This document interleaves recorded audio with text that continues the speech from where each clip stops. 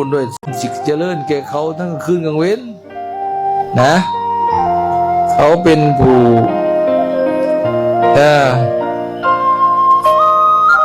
ดำรงอยู่ในธรรมเลยกับเป็นผู้สมบูรณ์ด้วยศีลตายแล้วเขาเสด็จไปเกิดในสวรรค์พระเจ้าสิเฮ็ดบุญอย่างน้อขน้อยอย่างสินะพระเจ้าตรัสต่อว่า คนเหล่าใดเรียกคนพวกใดปลูกสวนอันน่าสื่นชมนี่เฮ็ดสวนป่าปลูกต้นไม้นี่แหละ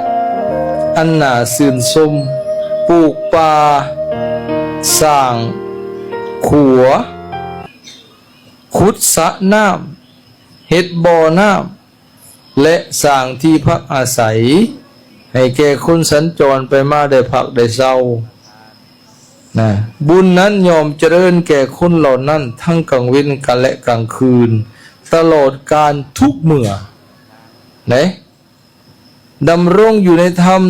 สมบูรณ์ด้วยศีลแล้วยอมไปสู่สวรรค์อย่างแน่นอน